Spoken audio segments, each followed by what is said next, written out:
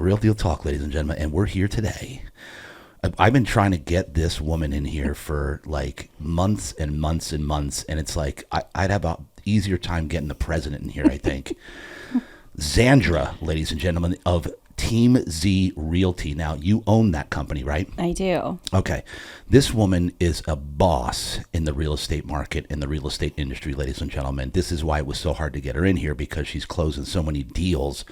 She doesn't have a spare second to share what she's doing and how she's done it and where she's come from.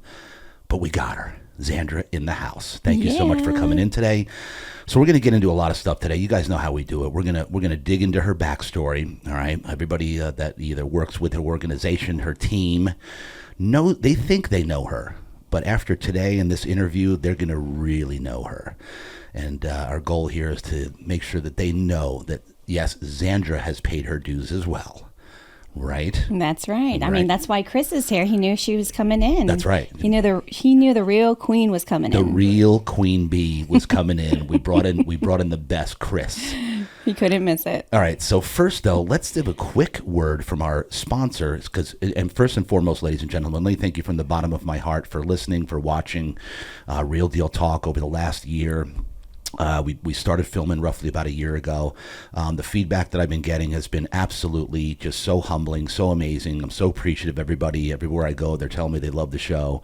But if you love the show that much and you want to support it financially, Real Deal Sleep, my other company, is paying the bills around here. So realdealsleep.com, go to the website, book an appointment. We specialize in next level sleep systems, which is how Zandra and I met, because Jesse Wright referred you to me, and you got one of my next level zero gravity vibrating sleep systems. I sleep on a cloud. She sleeps on a cloud, ladies and gentlemen. She just told me her 5-year-old daughter? Yes. So she got the split sleep system, which you guys hear me talk about a lot. And if you're a couple or a significant other, you want to go with a split, right? Because then you get your own customization. And apparently your kid loves the crack in the middle of the bed. She loves the crack. She loves it. Can't get her out of there. Being back in the womb. So if you've got kids, it's also great for them to play in the crack. Where are we going with this? I don't know. If this We'll leave it at that. Yeah, I don't know if this is going to sell beds or not. Anyway, Real Deal Sleep, paying the bills, support us. We love you. Thank you. And back to Zandra. Okay, Zandra, now let's dig in here, all right? First and foremost, how long have you been in San Diego? I've been in San Diego since I was 6, so 38 now. You're 38? Wow. I'm 38, yes. You look like you're 24 I'll take that all day long. Come on. It's the islander in me. Yes. All right, so where were you born, though? In Guam. Oh, Guam. I didn't even know. Yeah, so I'm a military brat. Yes. My dad served 26 years in the Navy. So born in Guam, raised in Hawaii for 7 years of my life, and then got here in 1991. And so are you full Guam? What is it called? Guamanian? What do you call it? Yes, so Chamorro. So my dad is full Chamorro, which is of descent, born there, of blood and lineage. And my mom is white. So I'm half white and half Chamorro. Very interesting. And I've even heard of this terminology, the Chamorro. Chamorro, yes. I was just at Javier's this past weekend, and we had the Chamorros. Yeah. Is that the same thing? Yes. Or churro. Well, that's good too, but no, we're not, sprinkled in cinnamon and sugar, but we could be. Chamorro is of descent and bloodline. And then there's what you know as Guamanian, which is you could be raised there, but you don't have the bloodline. So most people do say I'm Guamanian as well. So, whether you speak the language or not. Yeah. Wow, that's interesting. I can give you a whole history on Guam. I learned something right there. That's incredible. All right, so that's funny because I actually came here in 91 as well. So we arrived here at the exact same time. Interesting. My husband, the same thing too, 1991. No I guess way. That was a year of travel to San Diego. Wow, isn't that amazing? Yeah.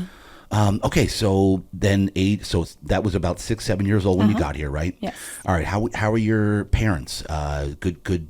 How was the household, brothers, sisters? Give me some scenarios about childhood. Well, you know what? That actually is the whole foundation of who I am today. It was what I didn't have. I am a woman that my mother was not, which is not a negative thing. It's like learn and grow, right? Yep. So I recognize our roots were strong, but when you have a parent who is gone 7 years, 9 months at a time, I respect my mom more than ever now. Before growing up, it was more of like, why couldn't she be this? Why doesn't she do that? But she was a single married parent.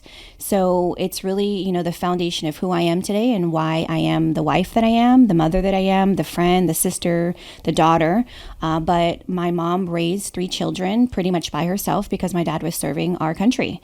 And a lot of travel, a lot of days waiting for a letter to come in the mail from my dad just to hear from him, right? So I had both parents who loved me, encouraged me, and wanted the best for me, but they also didn't know how to be the parent.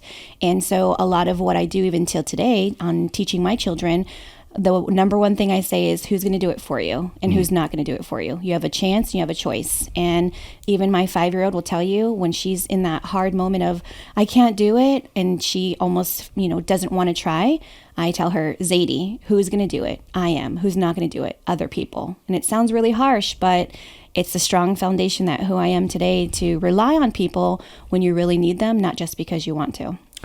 I love that. Now, and I love what you said, that terminology, a single married parent. Yes.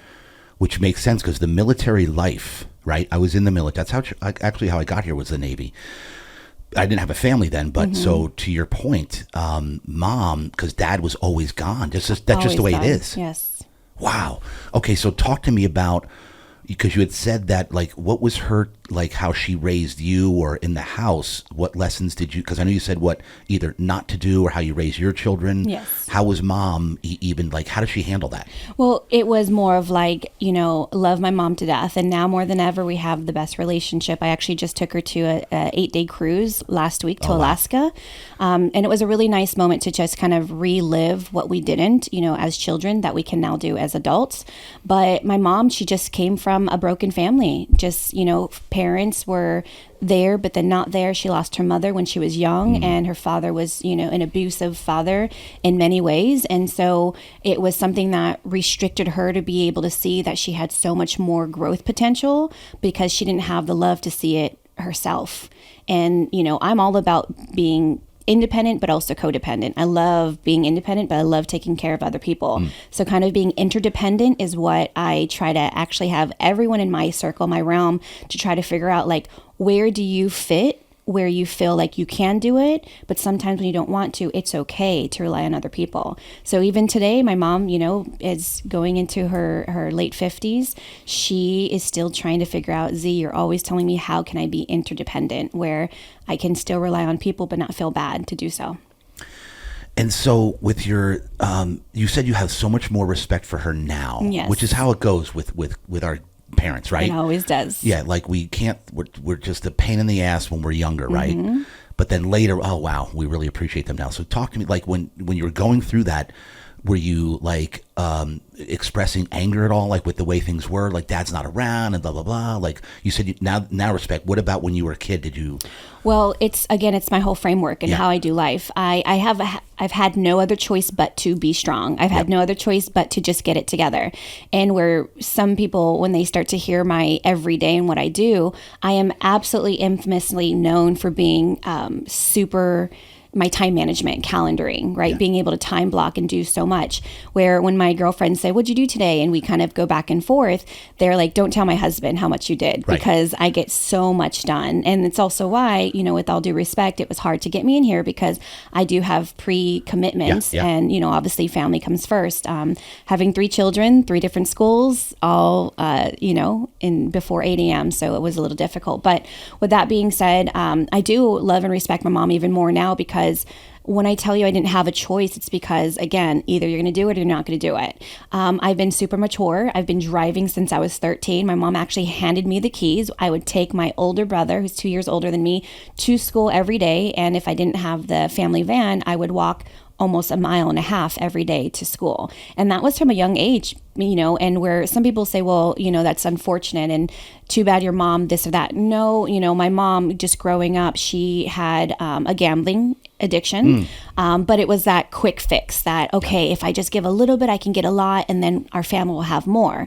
Well, now I'm quite the opposite. I do the work and I expect the blessings, but I don't wait for them. I know that they're coming. Right? When I think about karma isn't the bad that is going to happen to somebody else. It's the good that I'm waiting for. Right. And that's just kind of like my framework on how I even work. It's like I do good no matter whatever my result is going to be. So when I think of my mom, I think of who she wasn't, but who she could have been if she had the right support. So that's exactly what my leadership is all revolved around, is having the right support. I'm not going to tell you what you want to do. You need to tell me what you want to do, and I'm going to help you through that. And so whether it's business, whether it's family, my children, my marriage and friendship, it's just, that's a framework. What do you need and how can I complement your life? Love this. Now, you mentioned the gambling thing. Mm-hmm. Isn't it a thing? Like, because I remember on my wife's Laotian, mm-hmm. and all the guys were gamblers. Yeah. Like, what is it with the Guamanians and the I don't know. I Asians, feel like, you know what? I feel like, again, it's not an excuse because I'm definitely not an enabler. Like you would know, Zandra is not an enabler whatsoever, but it's all she knew because that's where her comfort was. That was where she felt that she could thrive. So it was to survive, she had to thrive. And so when I think of my mom sitting at, a machine, even being on the cruise last week, it was like, let's walk through it, where we actually encouraged her, here's $20, go for it. And then to see how fast the $20 left, I was like, oh my God, like, thank God that's a minute of my time type deal. Not to be egotistic, but I was like, I could never imagine, because I've worked so hard for what I have, I cannot just let it go that easily. And I'm all about risk, but because again of my parents and my mom specifically, and that challenge of addiction that she had, I will not do it. Even playing card games, I will not do it. It gives me fear. It gives me so much PTSD if I think about it. Wow. It does. It was a moment of like, is mom going to wake up because she was out so late? Do I have a ride to school? It's like trauma.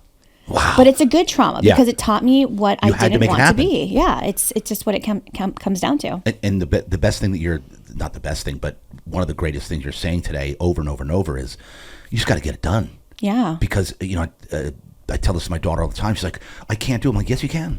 You can do this. Yeah. You got it. Either you're going to do it or you're not going to do it. You have a chance, you have a choice. That's exactly how I lead every decision I make and how I raise my children. I love it because there are times where every single day, I know that you can identify with this. Mm-hmm. There's stuff that you have to do that you don't want to do.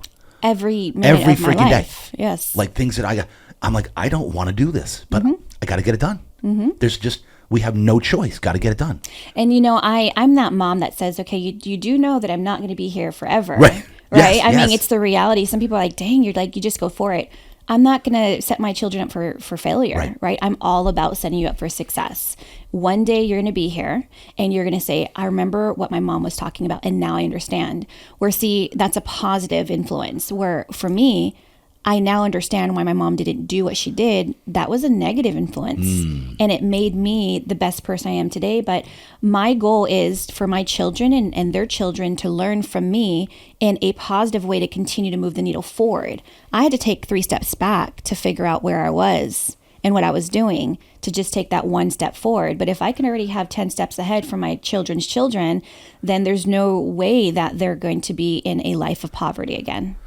And because at the end of the day, like you just said it, I tell this to my daughter as well, same thing. Like, I'm like, Jacqueline, someday life's going to be really hard.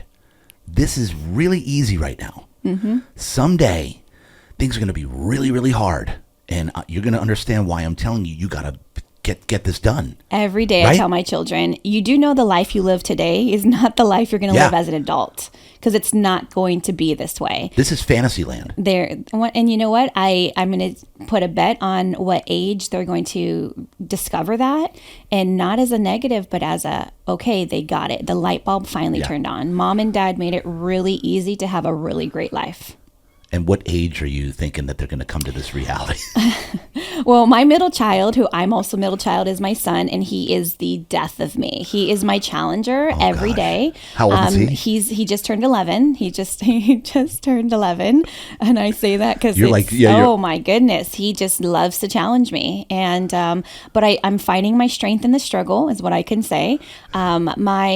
daughter, she just turned 14 last month as well. She gets it. She's starting to really like, which is really exciting for me because that was the age I was forced to get it. And now she understands it because mom's guiding her. Mom's giving her the map to understand, okay, this is not going to be an easy road. It's going to be worth it, but discover yourself. She just actually experienced her first, she's an athlete and she plays club soccer. She just experienced her first official injury and she was devastated. And for me, I was very excited that she saw like, whoa, it took one thing to change the trajectory of where you think you're going. Wow. That's life. Yes. It just takes one little thing. It was one little bend of an ankle and she thought her 14-year-old life was over. And so these are the lessons again that I'm teaching her. Hey, guess what? You're going to come back stronger than ever. Why? Because you're determined.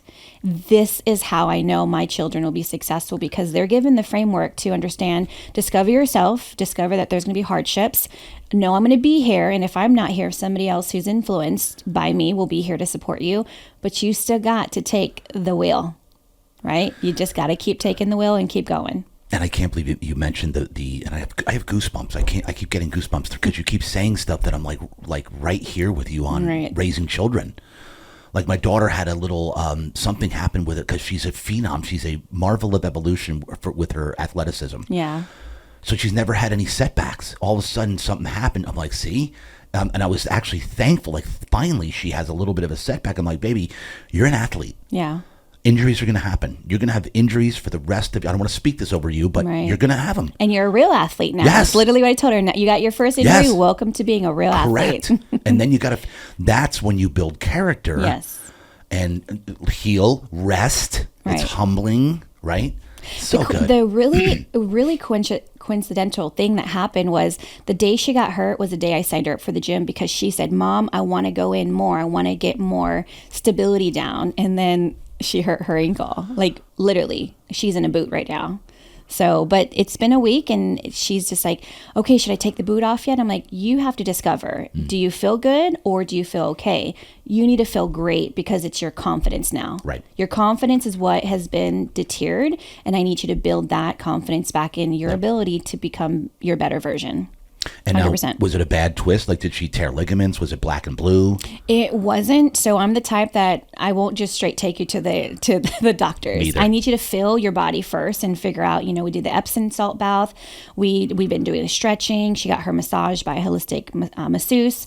So it healed pretty quickly, but she just stepped on it yesterday to see how I feel. And she actually said, okay, like I feel good. So I'm going to give it another week. And if it's still bothering her, I'm that mom that then I'll take her in. I might do extra damage, but hey, you know what? She's living through it. Yeah, because listen, I'm not putting her straight in a cast. No. It's not broken. No. I'm that mom right now. Because this is a parallel to life. Right. When things are happening and going wrong, you got to get you got to get through it. Right. And you can't always run to the, because you know what the doctor's going to do, right? Anyway, we won't go into that too much. Exactly. All right. So talk to me about, let's go back to childhood. You said, give me some more dynamic of what was the relationship with the dad when he came back? How was it? Oh, my dad's my hero. My dad's my entire life. Yeah, wow. No, my dad is my everything. My mom, yes. Okay. You have a favorite parent, yes, sibling, child, whatever it may be, right? My dad just really instilled in me that at the end of the day, our choice is our future, right? And he is just my backbone. My dad is the love of my life. He is why I never change my last name. Again, I'm that female that says, and my husband's okay with it. We're on 19 years. My dad gave me life, not my husband. So my last name is my dad's name and it will forever be. It will forever be. And my husband's okay with it because he understands how important my dad is. But, my dad is the reason why I am the entrepreneur I am today. I was helping him answer phone calls at age of 7 with Amway. They would call. Amway. I would door knock and I would sell the shit out of everything I had in a magazine. Like I am who I am because of my dad. Yeah. Which is so interesting. Mm-hmm. By the way, the last name thing. Ooh, wow. Okay. We're on a little bit of that's interesting. Mm-hmm. Very interesting. It's okay. It'll always be that way.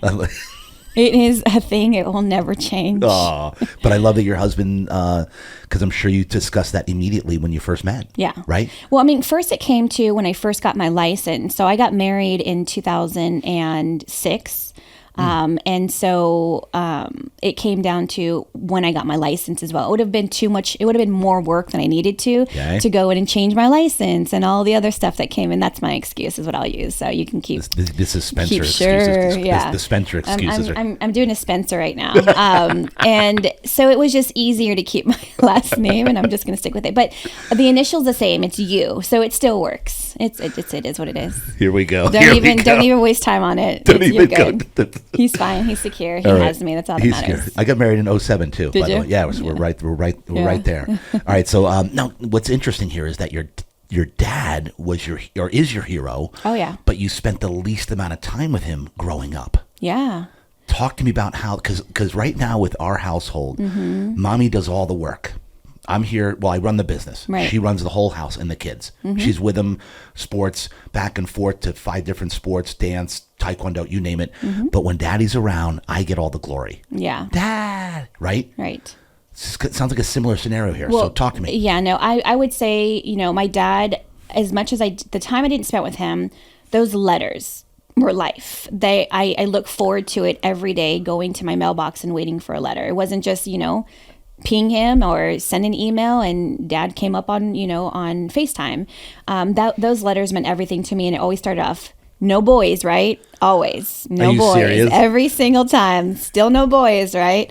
And so again, it comes down to it's who I am, and I'll take the judgment all day long. It's why I do not rely on anybody, including my husband. 90% of my household that is run every day, I run it.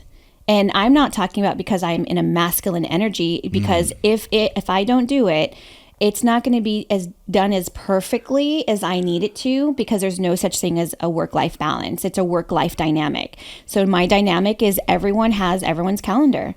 Even before we came in here today, I took my husband's call to let him know what's going to happen for this weekend.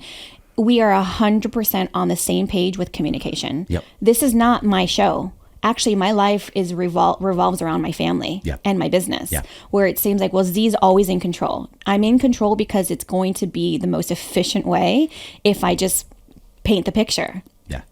People can call me controlling all they want, but guess what? I get so much shit done. I get literally 4 non-negotiable things done every single day. Every day. I keep getting 28 things that are non-negotiable priority are done every single day. You will never outwork me. Like never. And I'm not talking you. I'm just in general. Yeah. Like I am the 1%. I get shit done every day. And so does my family. And you can't, and listen, haters going to hate, okay? And I have goosebumps again, because this is how we run our marriage and our life, the same way. Yeah. The communication, we're being on the same page. Whose roles, right? You have your role that you're phenomenal at. That's why you're doing them, right? Running this, running that. He has his roles. He's done what he does best, right? And the communication that you have, that you're able to get so much more done. I beg my husband to find a hobby. And it almost sounds like he's super boring. No, he the best thing I could have ever done in my life is to choose my husband. He is the utmost amazing father, 100%. Every single day we're working on the marriage, right? Because you're taking 2 people and turning them into one. But I could have never chosen a better father to my children. And to me, that's priceless. So I don't care what you do with any open time that you have. And if it's with the children, you can't replace that. It doesn't matter. It doesn't matter how many times you can and cannot put the toilet tissue back the right direction. But we won't go down that rabbit hole either. Or miss the... Because we do not agree on that. Is it over or under, JD? Which one is it? It's over. Yes, he thinks it's under. Of course. No, that's terrible. You can't do it. No. We'll leave it at that, though. That's a major problem. Oh, yeah. I pick and choose my battles, that's for sure. Or when we miss the hamper with the dirty clothes. Oh no, he's a fanatic about that. He's good. He actually, I haven't done laundry in 4 years. Oh really? Yeah. No, I actually just did this weekend. We did 12 loads of laundry together just to get through the kids what they do want and don't want this weekend. So I can restart my clock that it's now not been 4 years since I've done laundry. God. He loves that stuff, and I'll let him thrive in that. Exactly. Go for it, boo. Exactly. I will not fight with you on that one. like going into like a supermarket for me. Yeah. If I'm in a supermarket shopping for anything for the family, our family is losing badly because I can't handle it. You don't just Instacart? I have anxiety immediately. No, Rachel does everything. She does all the shopping because she loves wandering down aisles. Oh no, she loves it. I'm like, baby, do the stuff online. No, I like shopping. She likes going through. Anyway, like to your point, with him doing the laundry, like I will not touch that. Yeah. I get anxiety. She's like, can you just switch it from the washer to the dryer? He has a specific way the shirt needs to be folded, and so I'm just like, we're good. That's all you, boo. Yeah. Are you serious? Mm-hmm. How old is he?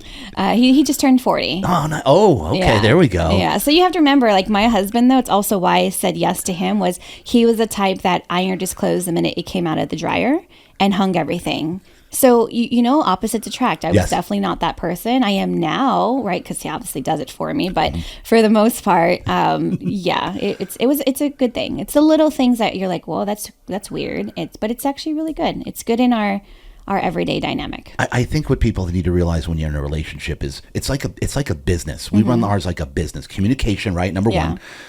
But focus on strengths. Focus on strengths and passion, like what you actually love doing and what you're good at. That's what you should be doing in the marriage. And it really is the framework, again, to how every relationship that you have, personal, business, I continue to ask him, myself, my team partners, why are you settling for average, right? Where can you be extraordinary? Yes. And my husband is extraordinary at laundry, as silly as that sounds. He's extraordinary in other things too, but I'm just saying, like, in general, talking about this subject, most people don't put a emphasis on the little things that would actually make my life that much more simpler. I'm all about the red, yellow, green system. Red is only me. I can do that, right? I am the mom that gets the phone call from the principal from my 11-year-old. That's for sure. It's not my husband. He's way too nice about that. I'm like, your mom's on the billboard outside of your school. Can you please not do that? And then you have, just what I will tell you, my husband is absolutely amazing at allowing me to recognize what am I being average at and how can I be extraordinary? And that's everything. That's how we have to. If your circle is not influencing you in that capacity, you are in the wrong circle. You are really complacent and comfortable. And that's not where I know that success lies. And you brought up circle. Okay, so we're going to dig in just a tiny bit here. We have to, because I preach this a lot. It's like the biggest thing that I preach is who you're surrounding yourself with. Absolutely. It's number one most important thing. Right. Is who you're surrounding yourself with. Now, what do you do along the way? Like, how do you, this is for people listening and watching, like people that want to be in a better circle, right? They're like, oh, my circle, they're bringing me down, or they're enabling me. I'm not going anywhere. How do people choose their circle, or do they? Well, you have to remember, I'll tell you, in the last 2 years in leadership, I have identified the more you shine, the more shadows you cast all day long. Okay. And my circle is very, very small, not by choice, but by mental capacity. I cannot continue to put myself in a position where someone feels that you're trying to compete against them. Team Z is always about, if you think about it, my circle and my team, we all have the same capability. We all have the same license. We all have the same drive. We all have the same focus. If you surround yourself on a team family, right? That lovely word, family, that you're all completely competing against each other, you're never going to win. So I always tell them, look, at the end of the day, they are your competition. I am your competition. I should be your competition, because I'm here getting paid some of your, success, and I get part of that. I should be the one that's pushing you to be better than me, right? Until then, we have work to do. But what I want you to understand when I tell you the more you shine, the more shadows you cast, I'm really trying to say and emphasize the people in your circle, they either have to completely support you, they're either in or they're in your way. And the reason why my circle is small is because I have identified that the only person who can do it is you, the only person who can't do it is you, but no one can do it better than you. And if my circle does not think that same way, then we're not building anything together. We're just hanging out. I'm not living my last few years, right? Yeah. And people say, well, why do you talk like your last days tomorrow? Because it could be. Yeah. In 2018, when I had my daughter, I actually was in the hospital for 2 weeks. I had no baby with me. I almost died from postpartum preeclampsia. And my pregnancy was healthy. My daughter came on her exact due date, of course, because remember, everything's planned in my life, right? And that was when my life changed. 5 years ago this year, I could have died. And I almost did. 22 bags of magnesium pumped through me, felt like a sloth. You tell me where you find your strength when you realize you cannot even pick your head up without the lovely bed. Right? Yes, without pun intended. Without the remote control. I need to be in charge of my control. Right? And I don't care how many people tell me, well, Z's a control freak. No problem. Guess what? I'm moving forward and I'm getting paid. Yeah. My children's lives are being changed because of my decision every single day. My choices are future. My choices are future. My choices are future. If you don't lead by that, then what are you leading with? Oh, like, we got another day to try it, but do you? Exactly. But do you? So, again, it's like one of those things that I can always say, I can go down the rabbit hole, but I always share with the people around me. I am not making this decision to just benefit me. Actually, this decision is being made to benefit us. That's right. And if you can't see that, then we're not supposed to be in this circle. So as long-winded as I can answer that, my circle is small because not everybody can see that they have to focus ahead of them. It's like the horse and the carriage, right? If you are focusing on the horse and it's going sideways, so are you. The wagon's going sideways too. But if you focus on the future ahead of you, focus on where you're going, then your blinders are on, just like the horse, right? I live my life with blinders. I let people in when I feel like they're worthy of giving me that energy and that time. And at the end of the day, majority of the time, I'm doing everything by myself.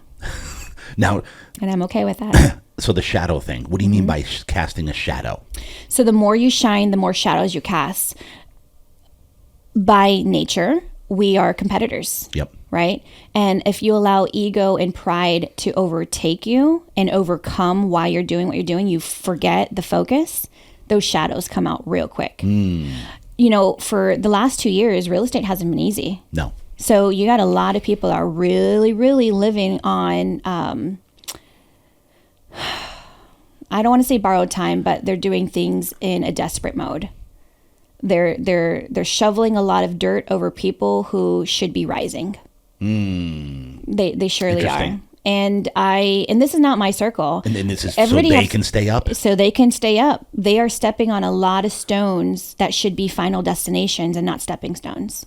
There's a lot of bridges being burned. And I'm speaking on behalf of a lot of the leaders in San Diego. Yeah. I have a lot of influence with people who ask me, Z, how do you do it? I don't know. I just do it.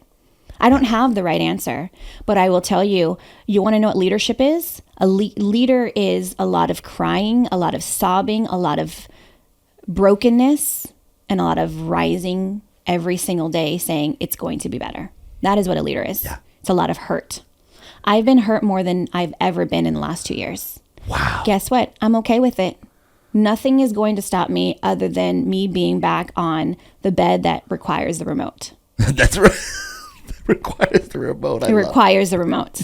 Yes. So, you know, there's a lot of leaders right now. The last 2 years? What? Keep going. You know, a lot of leaders are going through people that have been in an industry where it seems super easy. Like everyone and their grandma has a real estate license. And, if they can do it, I can do it too. But see, the thing is that when you have a demand for a product, like a house, and then you don't have the product and there's still demand, you are having to do and say a lot of unethical things. And that also means telling your leader that you're doing the right thing, but you're not until it's discovered, because again, the truth always comes out, right?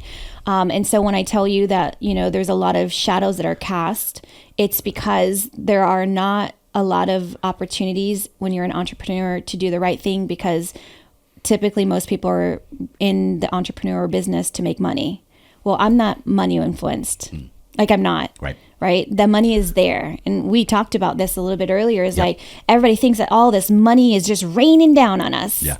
Oh my goodness. I can tell you, like, you know, what is it? What is it? More money, more problems. Oh, right? yeah, more money, more problems. Yeah. If you don't have problems, you don't got money. Yeah. Like that's just what it comes down to. So, shout out to my leaders who are not giving up. Shout out to the people that make it a choice every single day to continue to rise over the bullshit. And there's a lot of wolves in sheep's clothing right now. Really? Yeah. And so you said the last 2 years, more than ever, you've been hurt or whatever. Oh yeah, we've been, because as a leader, you have to remember, like, I'm willing to give you everything that I know. I'm trying to hyper fast the 7 years of bullshit I put myself through. Right. I've lost over almost $200,000 in lessons to be learned, and my goal is that when a partner partners up with me, because they're not my employees, they don't work for me, they work with me, is like, I like to lead with one hand up, where I'm pulling us up to the next opportunity, but my other hand is down, pulling other people with me. And not a lot of leaders are that way, right? Right. I want my partners to know that I'm in the trenches with you in different elements, right? I'm not door knocking anymore. I'm not cold calling 4 to 6 hours a day anymore. No, I'm not better than that, but I'm above that right now, right, because I'm trying to get us to the next level. So in the past 2 years, like I said, you've had 80% of the agents come in thinking it was super easy to go get a deal and to go collect a paycheck, where then they get into the transaction and they're wondering, where the hell is my leader? The leader's also nowhere to be found, because it's been that easy just to collect. I've never stepped out of the trenches. I've always been digging knees deep in this thing called business. I'm not a realtor. It actually offends me when someone says, oh, you're just a realtor. Oh, you're a realtor? No, I'm a business owner. Yeah. I'm a business owner of multiple businesses. One of them is I help people build financial wealth through real estate. And when people say that line, they've learned from me. Yeah. I help people build financial wealth through real estate. I have always said that line. And I'm not trying to take back the say yes to the address, because that was mine too. But I'm just saying that I've influenced a lot of people, and I'm hoping that the impact I've given to them the past 2 years has made them realize how much of amazing, can I cuss? Yeah. Fucking leader I am. Yeah. Because I've always put them first before me. I love this. Okay. All right. We're going to rabbit hole. We're coming back to this. I'm rewinding and going back now, because I need to get more upbringing with your dad. Get me some stories with your brothers and sisters. Sure. Like, go back to like what memories from your dad coming back, memories with your mom, your dad. Give me some more stuff from childhood, like elementary, go all the way back. Yeah. So I will tell you, my upbringing was not the easiest. There wasn't any trauma for the most part, but the lack of, right? The voidance. I was feeling void. I felt all the time. I had a boyfriend at the early age of 13, and I was with him for 6 years, from 13 to 19. He actually proposed to me on my 19th birthday. Shut up. Yeah, but you want to know something? It's because I'm very loyal. I if it's not broken, you don't just go replace it. You try to repair it. I went from my first boyfriend, who became my first fiance, to then meeting my husband in a college course I crashed, the wrong course, and then I've been with him half my life, so 19 years, from 19 to 38. So understand that even those choices came down from the fact that my mom stayed loyal to my dad, but I saw a lot of things growing up that, I know my mom to this day would not be proud of, and that my dad would say he's not proud of. But I understand it more than ever, being married for so long and throwing children and baby children at that, because that's what we definitely were. We were a group of 3 children who didn't want to listen. We were we were independent. We actually had no other choice but to. It was kind of like, we want you to listen to our rules, but there are no rules, but there are no parents, but there are parents. So it was a crazy, mindset. But growing up, my older brother actually tried to commit suicide when he was 13. Wow. Actually, he was 15. I was 13. I remember going into the garage and seeing my brother hanging from one of the, I know it's pretty traumatic, but hanging from one of the, the desert where it tightens it. What are those called? You talking about the strap, the tie downs? Yes, the tie downs. Okay, the minute it moves, it goes tighter. Yes. I went into the garage and I was 13. My brother was hanging from the rafters from the garage. And I remember, Baywatch. I just told myself, Baywatch. Went and grabbed a ladder. Then I realized, shit, my brother is like, at least 200 pounds. We're islanders, right? I run into the kitchen, grab a knife. I legit cut my brother down. He falls, the ladder tips over, comes back, hits me in the face. I remember this very vividly. I'm over my brother trying to think, Baywatch. Okay, 1, 2, 3, breathe. And there's blood everywhere. I'm thinking, where's the blood? It was coming from my nose because the ladder hit my face. Yes. So I have all this blood everywhere. And I'm yelling to my little brother at this time. He's only 9. go outside, like find somebody. Well, because we were those children who always cried wolf, no one came to help us. We were the children who always screamed outside. We're playing, we're yelling, oh, is somebody coming? No one came to help us. I had to also, from that moment, call 911.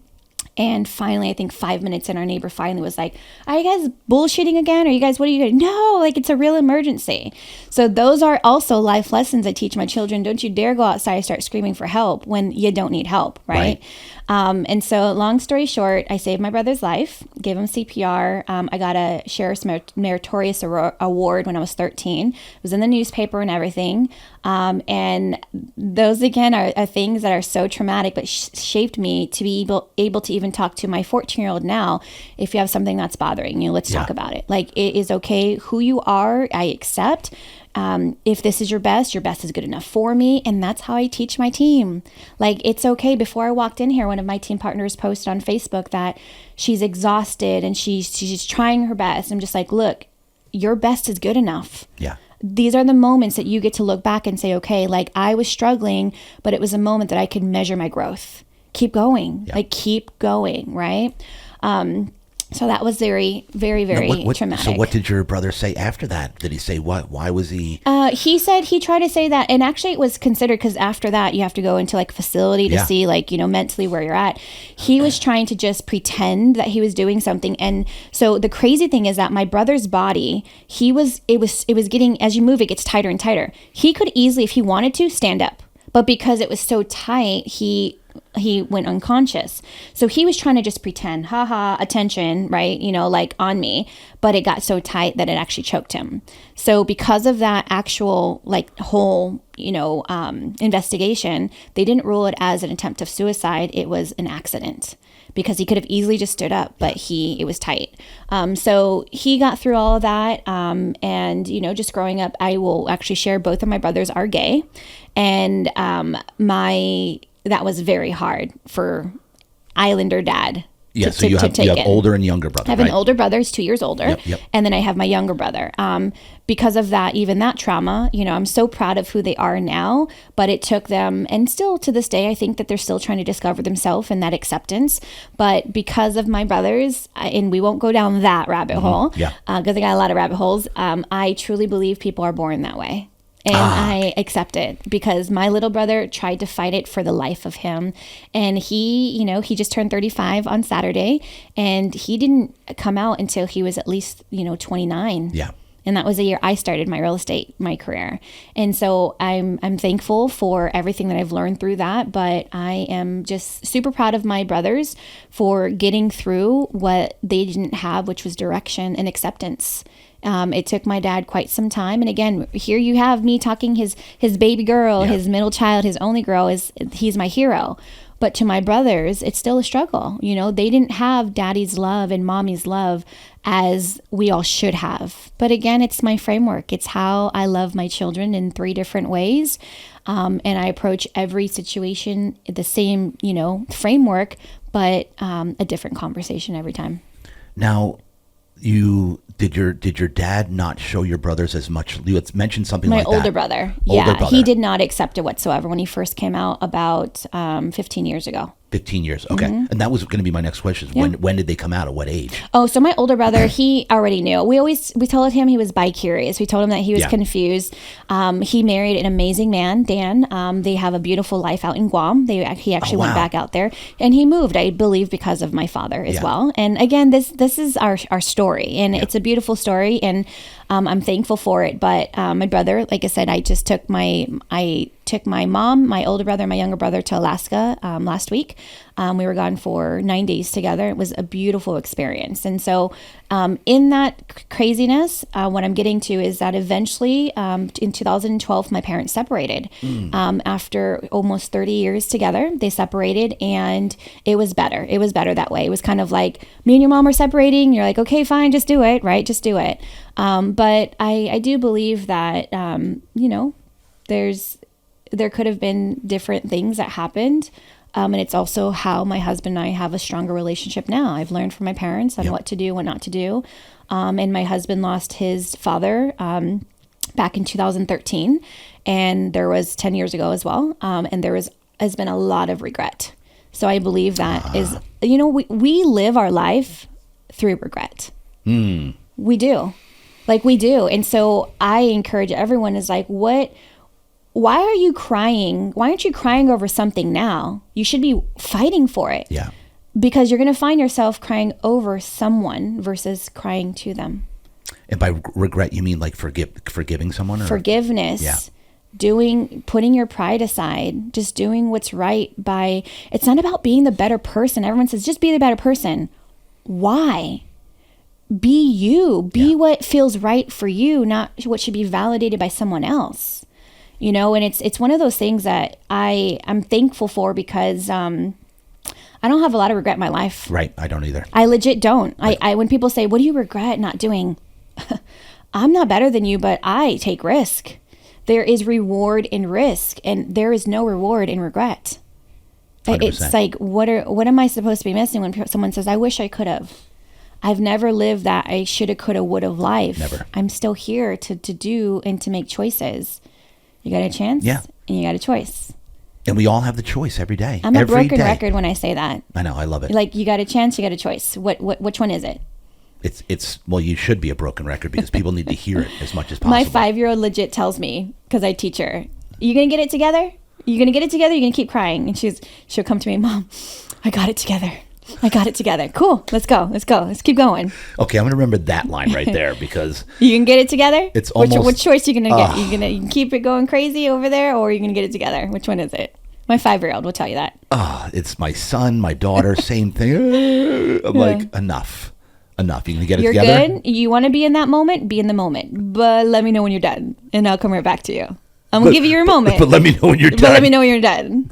Oh no, I let him live right through it. Oh, I do. gosh. I'm just there and there. You got this. Get through it. Get through that bullshit. It's so You think rough. that's the problem? Yeah, it's so okay, rough. no problem. Nice. So You're rough. gonna learn. You're right. You're gonna learn.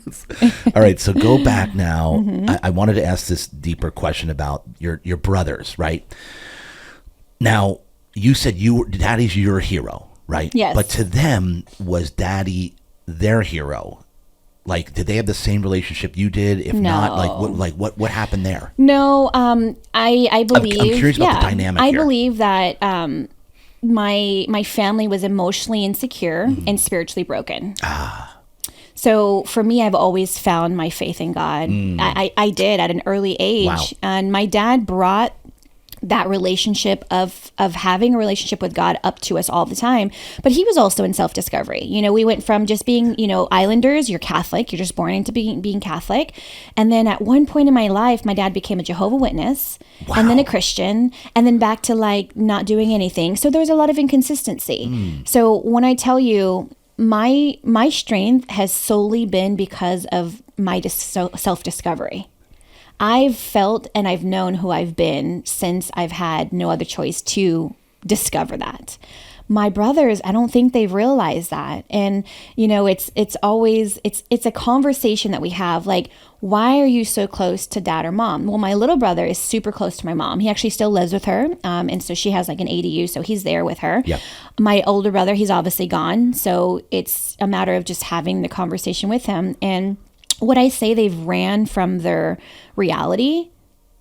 I'd say yes. And I would say that when they're listening to this, they would also say, my sister's right? I'm not always right, but I am a very realistic but unrealistic person. You can't tell me I can't do something. Be realistic. Oh, those words won't ever come from me. Yeah. I'll never tell you be realistic because I have actually been the grain that has been able to prove that I can do anything. I started this career when my son was 6 months old and my daughter was 3.5. I started this career when my husband said, go do it, but good luck. So who my husband was also the same type of husband. I tell my dad all the time, oh my God, I've married my dad. Because my dad believed in my mom, but he wasn't there to support her. It's the same way for my husband too. He believed in me and he didn't support me though. I always would tell him, look what I'm doing. And imagine if you fully supported me. I don't mean financially. Right. I mean okay, I know you still want the dishes to be done. No problem. I'll do them at 11 p.m. I know you're still hungry, but you won't eat leftovers. Okay, that's a personal problem. Now it's more of that, okay, how can we balance? So I'm meal prepping Sunday nights. I still do it because it's important to my husband. And I can either choose to be really upset that he didn't do it, or I can try to find time. It's not finding time, it's making time. Making time. Yeah. It's making time. Yep. So even when it comes down to and talking about this crazy revelation, my dad and my mom, their relationship, part of the relationship didn't work. After almost 30 years, their marriage broke because my dad wanted simplicity. He wanted clothes to be washed and folded, and he wanted food to be made. My mom couldn't do that. She had a chance, and she made a choice. She wouldn't do it. She wouldn't do it. She wouldn't do it. And again, I know my mom and my dad will be proud of me telling the story because I'm not unrealistic in the truth. I don't need to bend it. Again, because of my upbringing is why I am successful today. And now why wouldn't she do it? I think bitterness, anger. Resentment. Resentment, 100%. Yeah. And there is moments where when people say, well, why did you start? And this goes back to your question. How did you become who you are? Why did you start what you did? My original why, because your why should be changing yearly. Some people don't understand that. Okay. My why changes yearly because I've discovered, okay, what's the next priority that I want? My original why when I started back in 2006 was to prove to my husband that I could do it. There you go. I fucking did it. Yeah. Okay. But then when you do it, then what's your next why? I can't keep proving to him that I could do it. My next why was, again, just discovering, and it's changed over years, right? My children are my why. They should be. They got to be fucking fed. Of course. They need a house over their roof over their head, right? But it's beyond. And that's where I find a lot of people, they are living in comfortability. They are living in complacency. They're like, oh, well, I just showed up. Just showing up is not good enough. Like, that is not, shit, I want the message when that was good enough. Because I show up every day. I'm tired. Most people are just showing up. Majority of people are just showing up. Are just showing up. Because you hear it. People say, like, I'm busy. Okay, great. Are you being productive? Yeah, I'm being productive. What'd you do? Well, I did this and that. Okay, you did that. Now, how do you stretch that to actually make sense where you don't have to keep doing it over and over again and you can work on a different task that can make you more money and and give you more time? We are working for freedom. Yeah. We're not working for finances. No. Finances gives you freedom. That's for sure. I pay a lot of people. I employ a lot of people. And that is a beautiful blessing. Because of my choices, I've given chances to other people. And that's not an egotistical thing to say. No. I am employing and changing other people's lives through my choices. I love it. Every single day. And we can dive down because guess what? This. I can go do it myself. The chances I'm giving to other people, I could choose to take it back. And I'll be just fine. But I'm working for freedom. I have freedom of choice, right? Yep. And even coming today, right? I can be here at 8 o'clock. Yeah, I could, but I need to be the one to drop off my children to school. Today was the first time in many months that it wasn't me. Because it's important to my children. I want them to know that mom said goodbye to them. Because anything can happen. Yeah. Anything can happen.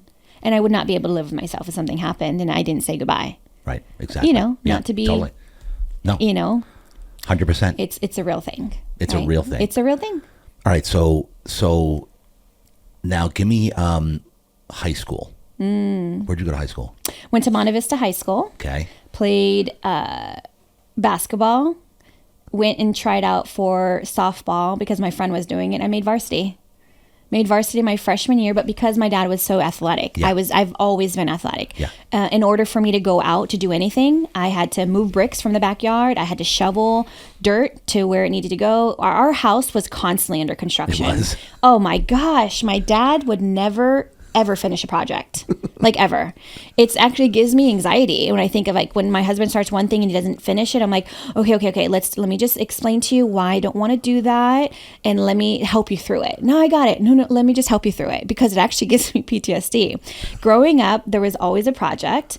So DIY was never DIY. It was just starting something. It was never do it yourself and complete it. And in order for me to go out, dishes had to be done, lawn had to be cut, trash was taken out. It's also why I feel like my life is much more balanced than my brothers. They didn't want to go out. They were perfectly fine staying home. They were complacent. Yeah, they were. And so they didn't bother with any of that. They didn't have to do any of that. It was stuff. always me. And it's also why I refuse, and again, judgment all day long. I refuse to do dishes and I refuse to do laundry because I did that shit my entire life. And 7 years of being domesticated, it's okay. But you know what? Now, because of my choices, I have a chance and I employ other people to do that for me. So, whatever. All right. All right. Whatever. So, how was high school? How were your teachers? How did you do with authority? Oh, when did you realize that you're going to be an entrepreneur? I was definitely just make it if you can. I was the average student. Growing up in high school, it was play softball. Why? To stay busy. I didn't want to be home. I had a boyfriend early on. Yep. Why? Because he had a vehicle. Like, really. And he had a stable family. I didn't realize until after I got settled into being married that even my high school sweetheart was really kind of a chess move. Like, it got me to school. He fed me. He brought me lunches. Like, he was working. He was buying me breakfast. Like, I was enabled by that. But I don't want to say I worked him because that sounds really mean. Right. But I definitely recognized, like, okay, well, that's where I could be comfortable. I can be taken care of. So this is the first one you're talking about. Yes, from my first one. 19. And, from 13 to 19. Yes. And the crazy thing is they work together. My husband and him see each other every day at the same company. Right now? Yeah. And they have for 15 years. Shut up. Yeah, but there's nothing negative because it's not like I cheated on my high school right. sweetheart to go to my college sweetheart. It was a breakup and they just coincidentally work together. No way. Yeah. So it's really weird that he walks by my husband's desk and he can see married, like the wedding picture and the children, but we're good. Like, we're still, I don't want to say we're friends, but we're colleagues, Yeah. We still follow each other on social media. Because he proposed to you. Yeah. So how did that not happen? Okay. So because this is crazy. I was his whole life. I didn't want to be his whole life. I want to be a part of his life. Right. I would sneeze, JD, and there was like tissue. I'd be like, I'm tired, and there was a pillow. And I was like, whoa, like, this is like, why is this so easy? I don't take the easy way out, clearly. I like to work. I like the hard part. Typical. I don't know. Jesus, right? Yeah. But I will tell you, every single day I am seeking my feminine energy. I am. I don't want to constantly be the one in control. Okay, laugh it off if you want to. I'm listening. But shit's getting done, okay? Shit is getting done. After you just told me, You're like, you I get can't it done. believe you. It's on you. Nobody's going to do it better. I am trying. I started with loads of laundry this weekend. You did? Yeah, I did. We got through 12 loads of laundry this weekend. I've had a couple girls on the podcast who they study this intently, the male and female energy, right? It's a thing. It's a thing. It's a is. big thing. And if it's not, it should be. It absolutely, Yes. 100%. And it's about knowing titles, which is husband, wife, male, female, Right. roles, Yeah. specialties, strength. It's all along the same stuff. Yes. So if you have two masculine energies going on, you have to work that out a little bit. And you know what? I didn't get through 19 years, and those 19 years were not easy, right? And so I always say I definitely don't want to start all over again because I'm going to have to like really train again. Just joking. Just kidding. Love you, D. Right, but it's really trying to identify how can I further enhance why I do what I do. How can I further enhance why I feel what I feel? And it comes down to the human design. If you have not heard of the human design and how you can understand who you are and what you do, there is a free app called Human Design that's all the elements of who you are, your energy, why you do what you do, how you do it, why you should do it. And when you start to almost kind of convince yourself that you shouldn't do that, it's why you should probably look into human design. What's human design? What is this? It's all about who you are based on your energy, when you were born, what time you were born, like the what elements. Does it do? You listen to it, or it's a app. Well, I mean, it's a whole thing. Okay, so you're gonna go down the rabbit hole. I'm just giving you a heads up right now. Great. Okay, so I'll just keep it very surface. I truly believe that we all have to discover our true beings, like who we are 100%. and why we do what we do. And it comes down to really just understanding like our upbringing as a whole. And it's not about who you surround yourself with. It's about just your inner strength, your ability. It just revolves around energy. And that's what I'll give you right now. Interesting. Because if you think about it, they always tell you are the 5 people you hang out with. Right. that's actually could be a very negative thing. Of course. Right?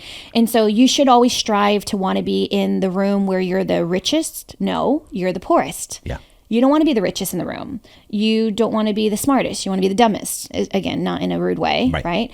But I'm striving to always be in the room where I can be in a room of sharks, but the ocean's so plentiful. I used to be the shark in a small pond, and I had to leave that company because I was like, dude, how come I'm the only one who wants more? Everybody else I felt was like, Z, you're good. Why you want to do more? Like, you're good. And I'm like, no, like, because my blessing, I don't want to betray my blessing. I don't want to betray my gift. There you go. My gift is to help people discover who they really can be, not who they are, but who their potential is. I'm really good at bringing people's potential out. I'm really good at being Mama Z. This is why people call me Mama Z, because it doesn't matter my age. I could be older or younger than you. I'm going to love on you the way that you probably didn't have the love growing up. Yeah. I'm going to be the mom that you needed, whether you like it or not. And this is why you were put here. 100%. This is why God put you here. And it's why I wasn't taken away in 2018. I had to rediscover that I was betraying a lot of my gifts because other people couldn't believe in me. They couldn't see. I was literally threatening them, and not in a derogatory way. Yeah. I was ready to grow, and they weren't ready to go that direction. It wasn't until after I said, okay, peace out, I'm going to go do my thing. Guess what? All of a sudden they bloomed, and I'm proud of them. Right? Yes. But a lot of my shine brought out some shade. And ladies and gentlemen, listen up here, because there's pearls flying right now. Zandra is very special, but she's no more special than you that are listening right now, because everybody has something special inside of them. Why they were put here, the gift that they were God-given, we all have it. The difference with Zandra here is she just chooses to go after it and to maximize it so that she can do good with it, right? Always. Like you're honing in on it, and it's your mission in life is to make sure that you live this out, this gift that you've been given. JD, I'm sitting here in front of you, and I'm reading your logo. Make it happen. Make a difference. Make no excuses. And then there's the lion. You're the lion. I'm the rising phoenix. My bird is a hummingbird. Why? The hummingbird can stay so beautiful in its little area, but you see everything around. The wings are flapping, going. I live by slow down to speed up. I am a rising phoenix. I am the bird that will continue to rise through all the fucking fire that is around me. I'm going to rise through it no matter what. I have a chance and I have a choice. And everybody has a choice and a chance. Everybody. And most people run from it. Most people say, oh my goodness, like, poor me. No, poor me. Why not you? Yeah. This is your chance to be able to help someone through their story. Right. Every day you have that opportunity to write your story. You decide if it's going to be a comma or a period. I got a lot of commas. I got a lot of dots. Yeah. Right? I love dots. So I have all the tabs open in my brain, and my goal is to open as many tabs as possible, but to close them out and keep opening.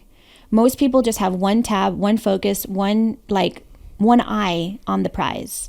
Why is the majority? So many prizes waiting for me. Why does the majority settle? Fear. Fear. I let fear lead me, where most people let fear hold them back.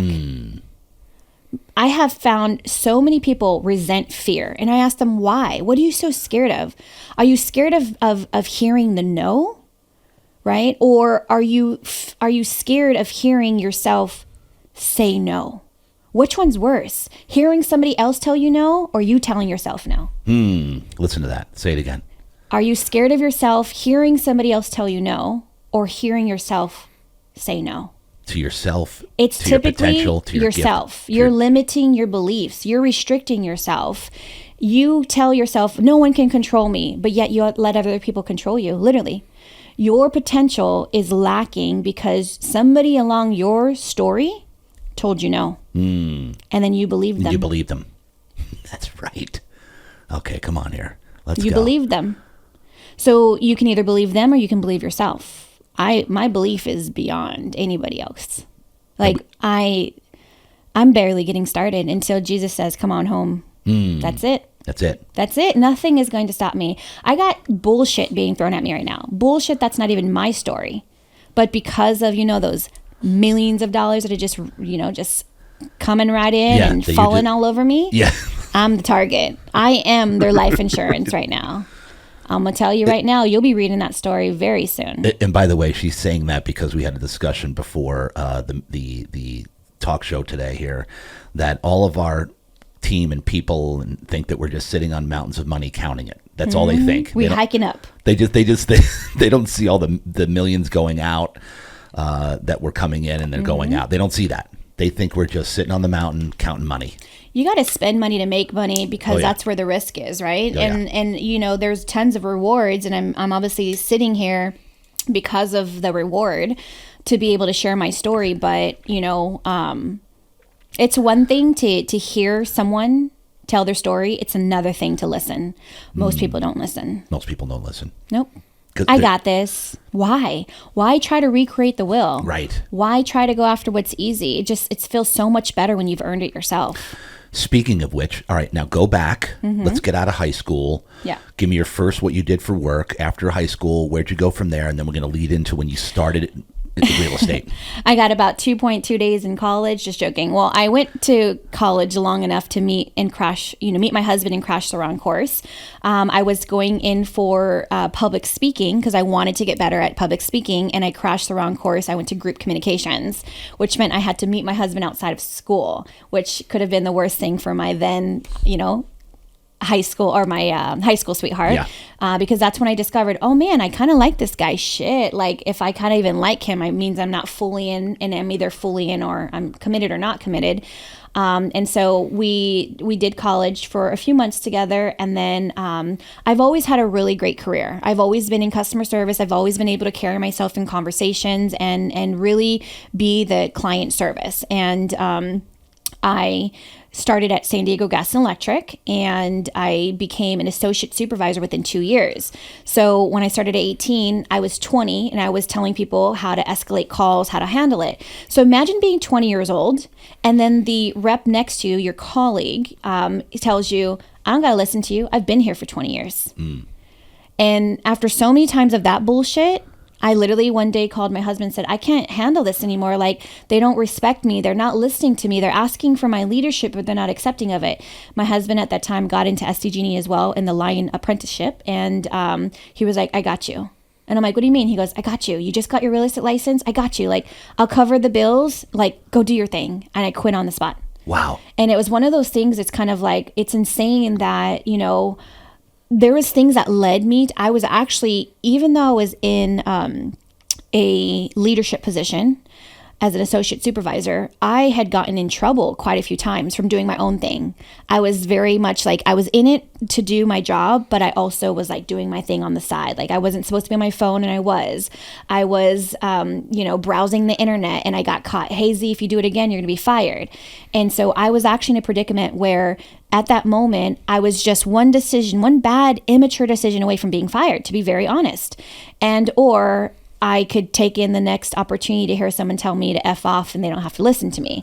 So it was one of those blessings in disguise where, it's kind of like, okay, quit right now before you get fired type of deal. Yeah. And that's when I got my real estate license. That was in 2006. And then guess what happened? The market crashed. Yep. And so here I quit my job, and now I have to try to figure out real estate. Well, unlike myself, I didn't have a lot of leaders that were like, hey, Z, I'll take you on. I'll teach you the ropes. I'll show you how to do this and whatnot. So, in quitting the job and quitting college, we bought a house, and we purchased at the height of the market. We bought a house out in Encanto for $489,000, 1970, 3-bedroom, 1-bath, needed to be fully gutted. Almost $500,000. We put $40,000 into it a year later to find out we were upside down $232,000. Wow. So when I tell you I've lost, I learned, I've earned, I've literally done everything. I've done a short sale to my house. I've sold my house to save my company. I've purchased a property in an area that I was like, okay, this is not a good investment. So when I'm teaching people through life, it's not because I just know it all. I've actually experienced it. Even at a young age, I owned a home at 21. I got married super early, had my children, 5 years after traveling. I've almost gotten divorced 3 times in my career. Just in 10 years, yeah. I've had struggles at least 3 times where, we've had even a separation. And these are things I'm not scared to talk about because it's the reality. Yeah. You're building a business with somebody who doesn't understand entrepreneurship is the hardest fucking thing you can ever do. It literally is. Yeah. And I'm so thankful that I've always been able to lean into God and lean into the faith, because if that and my children didn't get me through, I don't know where I would be today, but I know that's all that matters. And so going through all of that, I'm happy to share that, through college and lack of, because I didn't graduate college, my husband finished his degree 2 years ago. So he went back to San Diego State. He got his bachelor's degree. And what did that prove to our children? Your mom can be an entrepreneur without a college degree and still be very successful. Your dad could go through, a Fortune 500 company that has great benefits and great opportunities and not finish college, and you'll still be good. But he chose to go back during the hardest building of my career, the past 5 years, which was me building the team. Yep. Because I was solo the first 3 years. And then I started a team, and then obviously I became a top 1% team for the past 6 years. And we were both building my career, and he was building his career. You can't tell me I can't get through anything because of that. And speaking of getting through, how did you get through when the market crashed? It just, we stayed true to our note. We stayed paying our note for 2 years, and then we realized. So you were $200,000 under. $232,000 exactly. And that's because it crashed. Yes. And then it coming out the back end, It was valued. So you went from a 1970 home that needed to be fully remodeled, I mean fully gutted, to bringing value to about 515, and within 2 years it went down all the way to 232 with a fully flipped house. We flipped the entire house. New kitchen, new floors, new bathroom, because by that time I was pregnant with my first daughter, and I was like, I am not taking a bath in an old tub. And so my husband, that was like my Mother's Day gift. And so through that, we then made a decision. We were true to our note. We were like, okay, we made this commitment. If we're going to buy a house, we're going to pay it. Then it made no sense to keep paying $2,500 towards a property that was $232,000 underwater. We sold it in 2010. Short sold it. Yep. And that's what I learned. Ooh, so much opportunity in short sales. There you go. That's what changed my career. I ended up partnering up with a business partner. Her name is Heidi Caffarella. She still does short sales to this day, and she's still my true and only one business partner. When I talk about that, it means I have almost 60 agent partners now, but an actual true partnership was with Heidi, and she's still my great friend today. We went in different directions as far as her focus and my focus of building out the team and to become national. And she and I went in 50-50 with her relationships with the investors, getting the opportunity, and we flipped the property together, but I sold every property. I'm the one who took on the listing. I'm the one who did the walkthroughs. I'm the one who fielded the calls and did all the open houses. And it was her relationship, but it was my hard work. And that sounds kind of like mean to say that, but that was our dynamic. You cannot be a creator and an implementer. You just can't. Right. You need to be partnered with someone that can help you either bring out the best and enhance your creativity or enhance your ability to get shit done. I'm good at both, but I have 100% learned through college and through being a wife, a mom, a daughter, a friend, a business owner. You got to delegate. Yeah. And the reason why my life is so much easier, it's not easy, but it's easier, is because I'm efficient at delegation. I do a red, yellow, green system. And we started talking about this a little bit earlier. Yeah. Red means only I can do it. Yellow means I can teach someone to do it. They can start it, but it can't be finished without my final blessing. And green means just fucking do it. Just get it done. I don't care how it's being done, but it's being done and it's good enough. If you are not doing something every day to identify how do I move red to yellow, yellow to green, you are going to stay stuck in your busy life. I'm not being stuck being busy. I'm stuck getting things done. Productive. Like 100%. I mean, complete implementation. I love being able to go to a conference out of state, and I do a lot of that at least 6 times a year. Pay a lot of money, over $100,000 in training and leadership building and whatnot through the coaching that I do. And every time I go, let's say it's a 2 or 3 day conference, I am working 24 hours. I go to the conference from 8 to 5. I'll have a little break, from 5 to 7, but from 7 to midnight, I am literally doing 3 non-negotiable things that I just learned that must be done. Why? I just paid $10,000 to be there. Why am I not making that worthwhile? Most people go and they learn, right? They hear, but they don't listen. Right. That's the struggle. 100%. Yeah. Right. So, through all of that, it's kind of like, you asked me a question. It's like, we're walking me through my life, but you can see the framework has been the same. Yeah. It's just doing. For it's sure. making the decision. I can either stay in this relationship and have everything done for me, or I can go to another relationship where nothing's done for me. Actually, I worked really hard to become the wife and the mom that I am today because of the partner I didn't have. Now, 19 years later, it obviously makes sense. But through the path of that, oh my goodness, it was chaos and craziness. And so you said the short sale changed everything for you. Isn't that amazing? Yeah, it really did. It's like finding the opportunity and like, whoa. Because anybody else could have been like the victim. Oh my God, why me? I identified that there was an opportunity. I said, whoa, Heidi, you have all these relationships, but you can't maximize it because you're so busy, caught up in the actual transaction. Well, let me take the relationship. It's either relational or transactional. And I found that balance. Because of my partnership with her, I was able to find that I was really good at maneuvering through taking one opportunity and doing it threefolds. And most people want, in real estate, oh yeah, let me find the investor, let me find the cash deal, because I can represent the seller and then represent the buyer and then represent the resale. Where people say, oh, those are 3 transactions in one. Where I'm like, dude, I don't care about having a $2 million sale for that one transaction because it makes me the money. I'm willing to do the work. Yeah. I want to find where I can really dig deep, put my roots in, and continue to sprout from that one opportunity. And that's how I make my decisions every day. How can I make something good of this, but make it better? And how can I teach someone to do it for me so we can do it in mass? And this is why we have 60 agent partners now. Could I already have 300 partners? Absolutely. Do I want it? No way. No way. Yeah. Leadership is not easy. Trying to help people discover how to make it happen, how to make a difference, and why not to make excuses. Yeah. Do you think people are saying, sign me up? No. I'm like, take me out. Like tapping out, white flag every day. Yeah. But I don't choose 100%. that. So talk to me when you finally really pulled the trigger on real estate, which you said was about 10 years ago, right? Yeah. So that's exactly. So I got my license 2006. Yep. I started to use it in 2011. And this is actually a very important part of my story. Yep. I found the agent who helped me through my own short sale. He was like, oh, you have your license? Come work with me. Man, I showed up more to the office than he did. His TC showed me how to do more than I ever thought I knew how to do.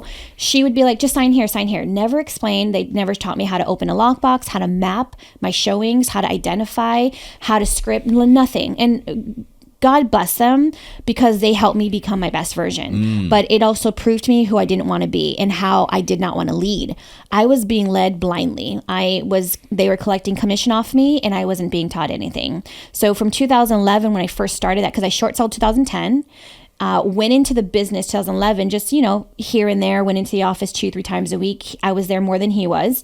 And then I said, you know what? Literally, F this. Like, what am I learning? I'm just giving all my leads away, taking very, very minimal splits. And that's when I decided, okay, I'm going to go have my second baby. So I had my second child in 2012. I did the mom thing for, with 2 children for about 6 months. And I literally said, what is my purpose? Like, I can't just be spitting out these kids, keeping my house clean, meals being ready. And I had to make 4 meals every day. Breakfast, lunch, would be taken with him. When he came home, that was not dinner, that was a snack in between, and he would not eat leftovers. So I might be talking shit all day long about my husband, but that's who he was, and that's who he's not today. So thank God we got through that, okay? Yeah. But I did 7 years of that. He wouldn't take any leftovers and whatnot. So in 2012, my daughter was 3.5 and my son was 6 months. I literally woke up one day and I was like, fuck this shit. Excuse my language, because I love Jesus, okay? But yes. He even said that. I don't want that for you either, Z. And I woke up and I said, I'm going to go. I signed up for a brokerage, and I never turned back. I was the first one and the last one out every day. I made 4 hours of phone calls every single day for a year. You want to know what put fire under my ass? Signing up for an office. I had to pay $500 for an office, and I didn't have the money. So I was trying to find the money to pay just for the office. I have made decisions financially to make bigger risks because I had to pay for it. Like that's the whole reason why. So in 2012, I made the decision, okay, have a kid. 2013, went into the business, never turned around. I have not stopped working fluidly every single day, and I'm proud of it. I'm so proud of my hustle, because within 2 years, I became the number 1 agent out of 532 agents, solo. And by the second year, I went from 6 deals to 42 deals individually. By the third year, I said, okay, I've gotten 2 years down of the solo thing. I've earned my knowledge. I have experience. Because I had people all the time, oh, let's partner up. I'm like, no, I have not earned the privilege to be your leader. I needed to learn it my way, and I needed to do it right, and I needed to do it consistently. By my third year, that was in 2016, is when I said, okay, I'm ready to start a team. So it's officially been going on 7 years as a team. In the past 7 years, we've been top 1%. And you hear a lot of people say, oh, in San Diego, I'm top 1%. Well, which MLS are you part of? Like, which crowd are you comparing yourself to? And again, I'm going to bring out my pride right now because I'm freaking proud that we have done consistently over $100 million in closings, whether I had 5 agents or I had 60 agents. The last 2 years, we've closed over $1 billion in real estate. Wow. With 40 agents. $1 billion with 40. That's insane. Okay. We have, even the past 8 weeks, we've consistently closed $10 million of transactions every 6 days for the past 2 months. And it's one of the hardest markets. Why? Because we're working. I've never stopped working. Yeah. I've never stopped working, but we're working on relationships. It's all through relationships. Our closings, our history of success has been relationships.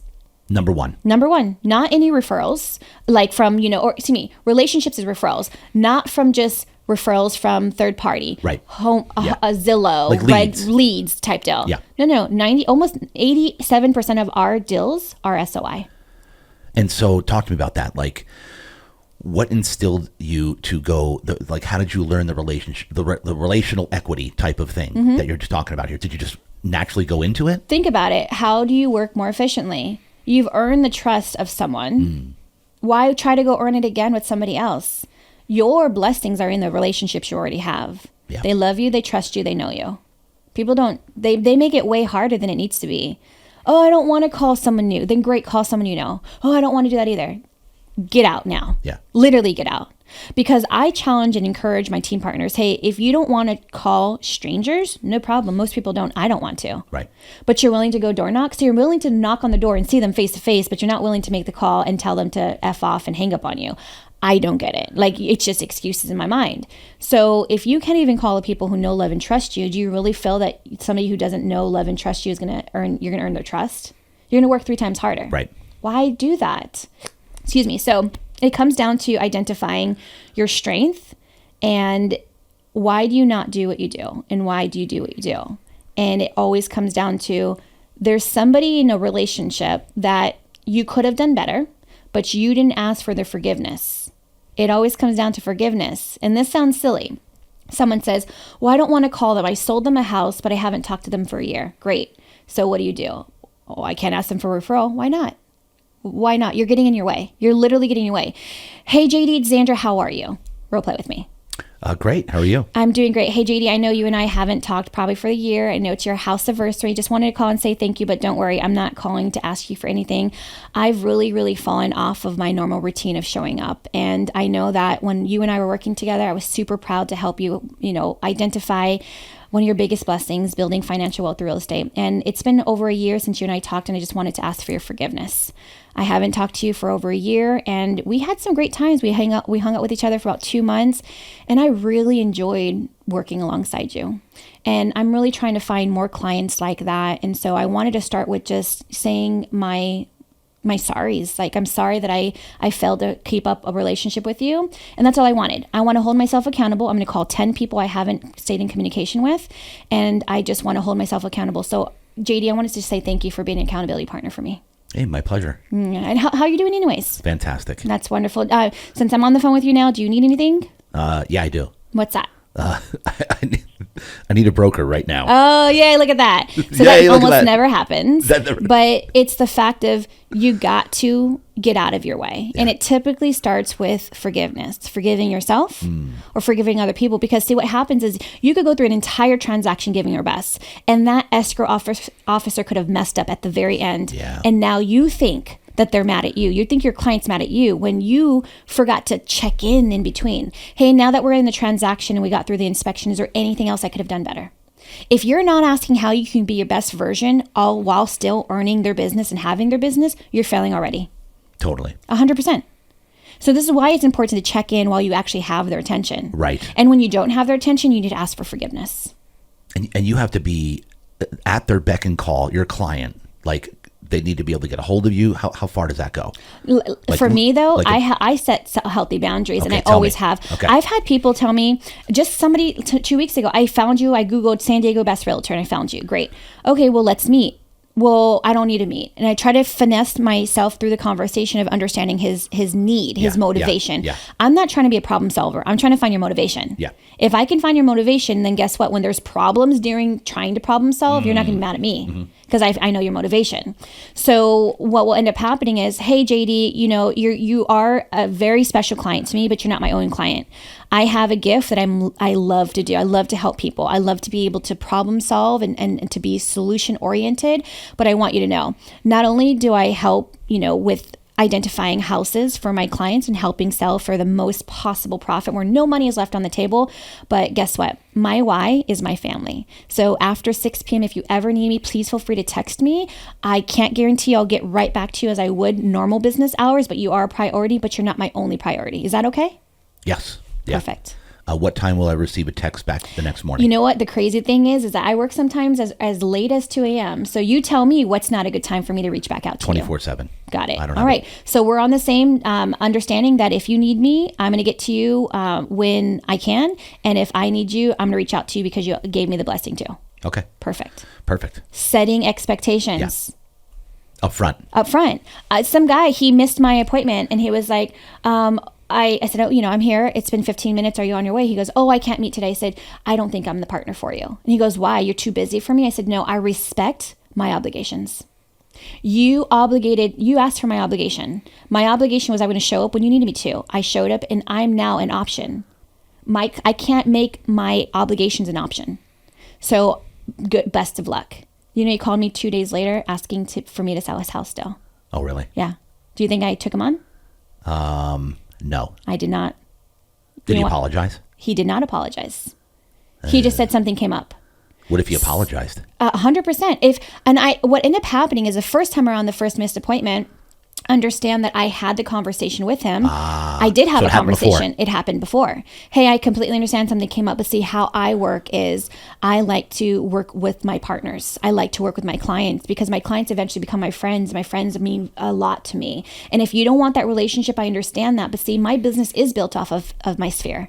My business is built off my referrals. So I would love to not just be a transaction with you. I would love to have a relationship with you outside of you just needing me to sell your house.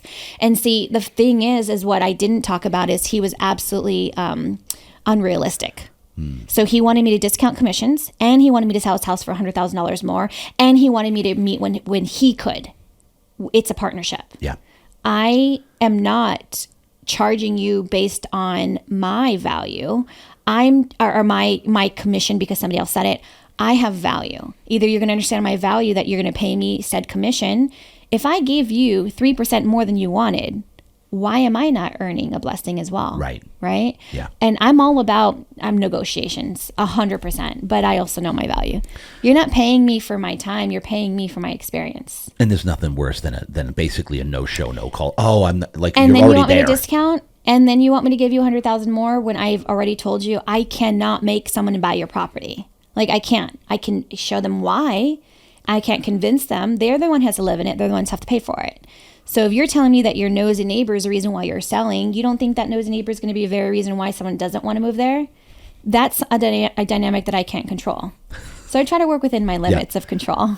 Okay, so going back to when you officially started roughly 10 years ago, right? Yes, Here's exactly. What I want. July 10 years ago. Here's what I want. I want some stories because you brushed over a couple really quickly of some trials and tribulations that you went through to keep your dream alive, to keep your team alive, to keep the business alive. What did you sacrifice along the way? You had mentioned something like you either sold your home to keep the business alive. Tell me about some of these stories of what you've done along the way. Yeah. So first thing is what you've gone through. Yeah. So remember, I was solo from 2013 to 2016. I wanted to grow. I was training within the brokerage. Before they became hashtag the company's name, I was the hashtag. I was the only agent that was literally owning and running that hashtag hashtag for that brokerage. I was faithful there for 5.5 years. And because I wanted to grow and it wasn't the right time for them, I needed to be that fish who wasn't, the shark in the pond. I needed to be the shark in the ocean. And that's what I wanted to swim with. So I left that company and I had to fight for all 17 of my partners to come back with me because that broker now made me their competition, and which felt very unfair because I had given my entire career, my loyalty to them. And all of a sudden, because I wasn't giving them the answer that they wanted, I had to fight for what I had earned. And so that was one. So if you want to talk about earning the position of trying to identify who you really are people there for you, or are they there because of you and they want to use you? Like that was my first indicator of okay, back in 2019, I had to make the decision, do I jump brokerages? And I made that decision to do so. In that, I lost a handful of people, which was actually one of my right hands. She decided, oh, no, I don't want to follow you. I want to go do my own thing, which all power to her, whatever. I became very aware of the shadows that I was casting when I was completely the sun. I was just plethora of light. So that was one. I lost what I thought was a good partner, and it was detrimental to me, but it was the biggest blessing for me to identify what type of partnerships I wanted. That was one. Next one was when we joined a brokerage, they were all about recruiting. And I've identified this. I am not a recruiter. I know I should be. Yeah. I should be. But I really like to, what am I trying to say? I want to know that I have made you feel that I want you to be a part of my organization. Valued. Yeah. And I want you to feel like, okay, we have relatability. We have commonality, right? We all start in the same place, but what we do in between is where we go. So I really want to attract you. I don't want to convince you that, oh, if you come to my team, right, you're going to get rev share. Well, you only get rev share if that agent's closing. And if the agent's closing, it's probably because they don't have the leadership. So you want to attract and recruit all these people in a way where you can overpromise and underperform. And now you have all these warriors that are following you, but they have no tools. So now you just have a heavy ass, following of people who are demanding more of you, but you don't even know what you need to demand out of yourself. So I switched brokerages within 7 months because I could tell that everyone thought, well, if I recruit people, I get paid. Right. But if they don't train them, oh, no problem, Zandra will. No, I will not. I will not take on every leader. I will not take on every person who tells me they want it for themselves because I've identified if I want it more than you, we're not going to work out. I can't because I'm an empath to the fullest and I will take on my responsibility of leadership to the fullest. And that means that Mama Z will tough love you all day long. And if you don't like it, no problem, right? You're either going to take this leap of faith with me, you're going to be in it fully with me, or you're going to be in my way. You get on or you get off, right? And then I brokered up with my I guess I can say past because we just recently announced that we are our own brokerage now, and partner with somebody who was doing it better than me, right? And so we went from, being a top team to being the team. We dominated almost 80% of the listings back in 2019, 2020, all through COVID. So in 1 year, we sold 839 transactions, $580 million in 1 year between 40 partners. Yeah. And still to this day, I think I'm on my 3rd year, and most people are hiding in the shadows of success. I like to show what we do every single month. Most leaders won't prove what they're doing every month. All of a sudden, they're like, oh yeah, this is how much I did this year. And I'm thinking, where were you? We can't fluff our numbers. We can't exaggerate numbers because we love public accountability. It holds us true that we don't try to bend the numbers to be the top team. We've completely just accepted that everybody's a top team at this point. Yeah. But I am the top team. Everybody's claiming the top team. Yeah, right. And, it's me. I'm proud of it, right? And I work alongside with some of the leaders. You've had some of the leaders here already. You've interviewed them, and I'm not comparing myself to anybody.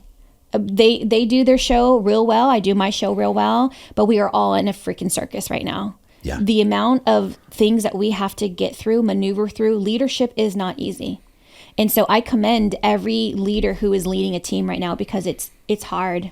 It's hard. Yeah, tell me about it right now. Because you know what? The leaders are at the top no matter what. No matter what type of company, there is a pyramid. There's someone always leading from the top. See, the difference with me is, like I said, I lead from pulling up and pulling down. So someone comes up with me. The reality is that you got a lot of people who are doing really well or really in survival mode. I am trying to get every one of my partners to at least close one transaction a month, because either you have a lot of people doing it really well or doing it, not doing it at all. So you end up having a dynamic of like, not jealousy, but envy. Yeah, envy and resentment. Yes. Like, why are they doing so much better than me? Like, I look better. I feel better. I seem to be better. It's not that. It's the people who are absolutely fully committed to not having excuses that are winning. They continue to show up at their worst to be their best. And again, most people just think I'm showing up. They think that's enough. Yes. And see, I have an organization on Team Z that we call it organized chaos. So of course I'm at top. Mama Z is leading us. No matter what, I'm leading us. I'm creating and cultivating new relationships and opportunities. And then you have the leaders. I have what's called squad leaders. And within that middle pier, oh my goodness, those pillars are huge, because guess what? They're holding me up on top, and they're holding the bottom, the foundation, better. We lead from the bottom up. I don't lead from the top down, bottom up. So you have the squad leaders in the middle who all know that they don't want to be me. They love me, and they respect me, and they appreciate everything I do. They're my core. And from there, the bottom are the other agents that are kind of still figuring out what they want to do and what they're good at. And they're working on their skill set, and they're working on their will and their divine power to be determined. That's its own task, right? Right. And so you have squad leaders who have accountability groups. So I have 10 squad leaders, and you have 5 to 7 people in each one of them. So guess what? I have this beautiful tree of branches where I don't have to just be the greenery, the beautiful leaves and the flowers that are blooming. My roots are set, but my core is strong. You can't break my core. Yeah. My core is filled with people who want it more than me, and who love people as much as I do, if not more. And they're all volunteers. I love this. Now, what's the last year or two like right now? Talk about the current. Hold on, real quick. When did you said you sold your home? Give me that story. I want to hear this. Oh yeah, yes. I missed that part. Sorry. So back in 2019, I made a decision if I was going to change brokerages. I did. Yep. Well, when you change brokerages, you lose agents, so you lose income. And see, the reality is that as much as you're making, you're spending more. Right? You have to spend money to make money. So at that time, I wasn't actually spending money on leads or anything, but I was bringing on new agents. Well, new agents are not productive, at least the first 90 days. And honestly, the first 6 months. So as a team leader, you're giving all your time, your energy, your commitment, your will, your skill, all of the above, and hopes and praise that you're going to get a commission. And so when you're a brand new agent, majority of the time, you're 50-50 for the first 3 to 6 deals, where that's where the leader can make really good money. Yes. But if you're not closing, you ain't making nothing. Right? So 2019, I decided, okay, I'm going to fully go in with my brand. I'm going to fully go in with my signs. I mean, at one point, we had over 100 signs out at a time. Wow. Throughout the entire county, right? And by signs, you mean like open listing houses? Signs. Yeah. No, listing signs. Open house signs. Yeah. Okay. Gotcha. Listing signs itself. For sale signs. And so long story short, I decided, okay, I'm going to go all fully in with the brand. I'm going to buy leads. I'm going to have all these platforms. At one time, I had $110,000 of platforms every single month provided for the agents. And then you realize they're not going to do it better than you. So I had all these contracts for these systems and the platforms to use, and they weren't even maximizing. And it doesn't make me mad. It makes me realize, okay, what could I be doing better? Yeah. And what can I give to my agents that are not going to literally siphon me from my money, where it'll be enhancing tools where they can make money and I can make money too. So there came a point where I got down to my last 100,000, right? And I was like, okay, shit, like either I'm going to make it the next 3 months, because my overhead was about 30 grand at that time. It's since doubled, and I'm either going to pray that this works, right? Yep. Or I'm going to make a big decision. And at that time, I had a beautiful house in Monarch Ridge Estates in Rancho San Diego. I remember walking by it one day. I was running with my dad and my husband. I'm like, I'm going to own a house in there. And my husband was like, what? Those like $1 million houses. And I was like, I'm going to own a house in there. And the time we were renting in between selling, short selling and buying again. Gotcha. Okay. And I said, I'm gonna own a house in there. Well, 2 years later, I owned my freaking house in there. And I sold enough real estate to put the down payment. We used some of my husband's 401 money. Most people don't know they can use a 401 to buy the house without, penalty. And we bought our house in there. And because I had my real estate license, I was able to negotiate $30,000 down, but I had to buy the house as is. I fully flipped that house. I put over $230,000 into that home. It was a 3,500 square foot house, 5 bedrooms, 3.5 bath. I would never do it again. It was the life of me. 3 children. By that time, I had my 3rd child. 3 children, a career that was trying to thrive and survive, husband who was going to work and school, 3 dogs, an HOA to make happy. Like, oh my God, I would never do it again. So in 2019, I decided it was either my marriage or I was going to sell my house. So did this take a toll on the marriage then? Oh, 100%. Because you have a 3,500 square foot home and 3 young children. There's things everywhere. Yeah. And remember, my husband likes everything neat. Yeah. And he likes his food ready and his house clean and his clothing hung. So I had to make the choice. I'm going to either put the house in the market and stay sane, or or I'm going to most likely have a failed marriage, and I'm going to keep the house because, wifey is going to keep the house. I didn't want the house, but it was so sad because I had put so much time and effort. Every dollar that went into the house, I didn't finance. I told myself, whatever money I make, I'm going to put back into the house. And I remember that we had just finished our backyard. We had a beautiful backyard overlooking the golf course, and I worked so hard for that view to sell the house for sanity. Wow. I worked so insanely hard to earn that house, to then sell it, to be mentally stable. And was it just the whatever came the with obligations, it? The pressure, the pressure, the obligations, and the constant nagging. I was never enough for the moment. And again, I'm not mad or resentful whatsoever to my husband because it opened our eyes. It was more of like, no, like, why? Most people want the big shiny, diamonds and the big house, but with all of that comes responsibility. Yes. And I'm not one to fully 100% delegate. I had the house cleaner, cool, but then you had where the house cleaner would put things away and then you couldn't find it, and then you had that nag. So it was almost like it was never good enough, JD.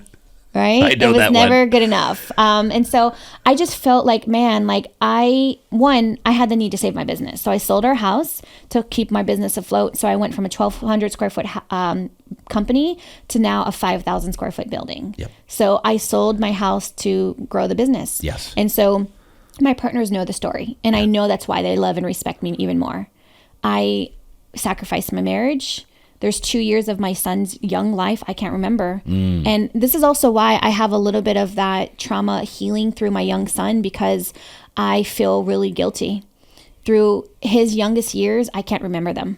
So when he was like from a year old to almost 4, those were my building years. And this is also why I kind of accept that he's my problem child. He's my challenging child, as I say, because I need to earn his love back. Yeah. I feel like there is some type of resentment, like, where's my mom, right? Even though I'm here now, I've identified that, but we're going to work through it. And interesting. Yeah, it's crazy. And I've identified it.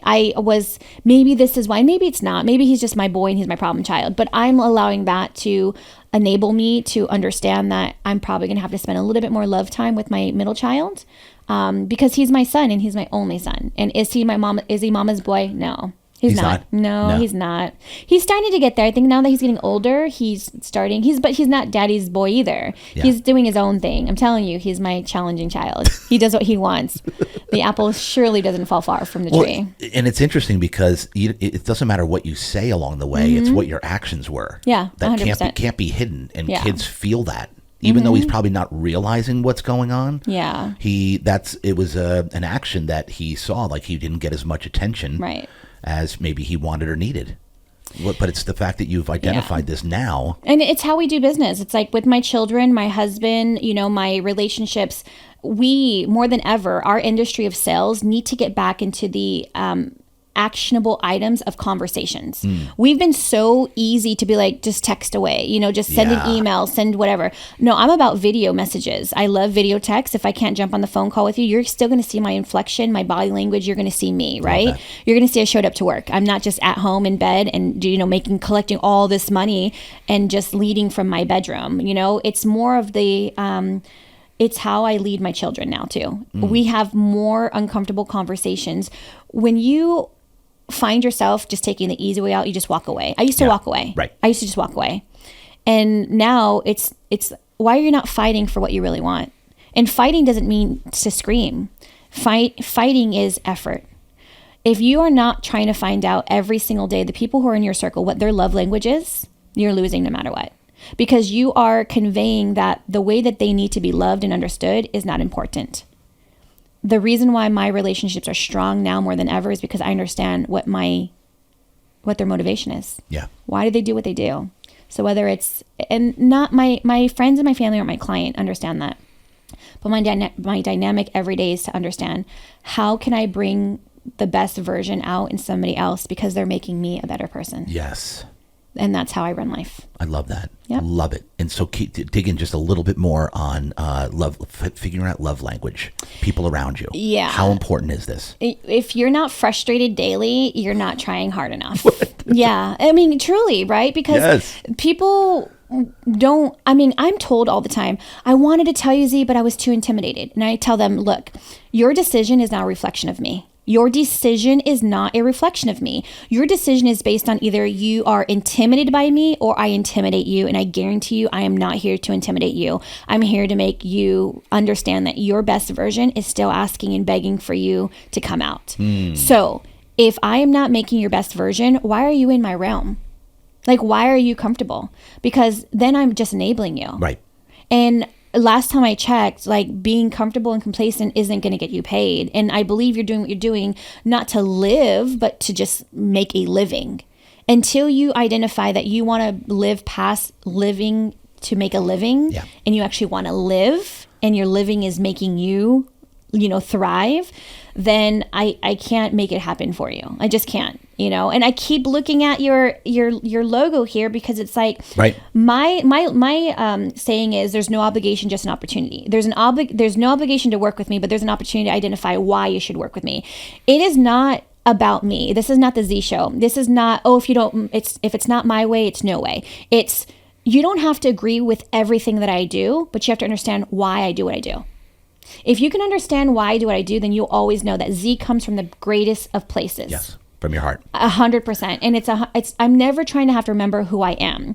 So in what I do is lead people forward, is identifying, okay, your love language is super important for you to understand. If you don't know your human design, going back to human design, if you don't know why you do what you do and why you say or don't say what you say, then you don't understand. If you can't identify who you are, how are you going to help somebody else make a decision? And this is not about selling their house. It's about making a decision why they should trust you, work with you, earn your business, and most importantly, just believe that you are the best for them. It's every day. Yeah, absolutely. Why is your spouse your spouse? Why is your friend your friends? Why is your business partner your business partner? How do you identify that you're the best for them and they're the best for you? And we should all be on a journey of self-discovery every minute of every day. Every day. If you're not changing how you do something daily, then you're going to get stuck in the same routine. And routine is good for only so long. You should change something every day that you say, okay, because I did this a little bit more, I earned my hour of sleep the next day. Sleep. Okay. You said your why should be changing every year. Yearly. And yours pretty much does. All the time. What's your main why, aka driving factor right now? Well, because I am in a situation where I have, in 10 years, I've never gone through mediation through my career. I'm now in a personal mediation where someone has personally attacked me and my family and my company upon the decisions they made for themselves, but they're targeting, I guess, the money. My why is to discover my leadership. I haven't ever, as much as I've been leading, I haven't really discovered not the victim mentality, but why me has come up quite a bit this year. And I keep telling myself, why not me? I'm going to tell my story. I'm now going to be able to tell a story that wasn't my story to tell, but I'm going to tell my story. And I know that this story, when I'm able to, once it's all settled, I'm going to be able to prove to many people that what they thought they couldn't get through, they blew right through it. And I'm not even on the same level as the challenge. I'm beyond the level of the challenge. And I'm like, why am I even wasting my time, my fear of anything? Why am I giving my attention to something that means nothing to me? And somebody is relying on my nothing to be their something. I don't take the easy way out, and this person's trying to take the easy way out. I'm going to continue to write my story and tell people why the easy way out is the victim mentality all day long. Why I'm not a victim and I am a victor in everything that I do. And you said it right there. The majority, and sadly, the majority of our population is pulling the victim card. Oh yeah. Every minute of every day.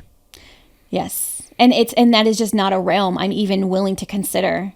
Like I used to, for the first month I was tossing and turning and I was losing sleep. And then all of a sudden I said, you can't change the way they think. You can't change the way that they think the outcome's going to be, but you can change the outcome.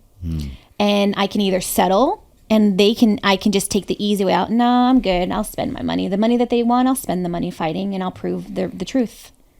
Literally. And we talked a lot about money during this interview here, and you have some people that'll be like, "Oh, money, money, money," but money only gives you a platform. Oh, that's it. It's just tools. Success and money gives you a platform. So Mama Z, because you have some good money coming in, you have this platform to help people get, find the best version of themselves, right? Yes. If you didn't have that, you're not, like you said, you're no help to anybody. I would just be honestly on the struggle train alongside with them. Yeah. Just kind of chewing along. No, I mean, I'm not money motivated, but I was able to go away for 9 days and my company ran itself. That's what I work for. Okay. I had quality time with my mom and my brother, the time that I didn't have with them growing up. That's priceless to me. You didn't get on a laptop one time. No, and I'll tell you why. There was no reception. There was no reception, but I wanted to. I know you did. Oh, I know you did. Okay, so just so you know, if you go on a cruise, that internet shit don't work, and it was the anxiety life of me. I mean, I couldn't even bring up emails. So it was a choice that I didn't wish I had to deal with, but because I love to create. Yeah. I'm actually a better creator than I am an implementer. I've identified that.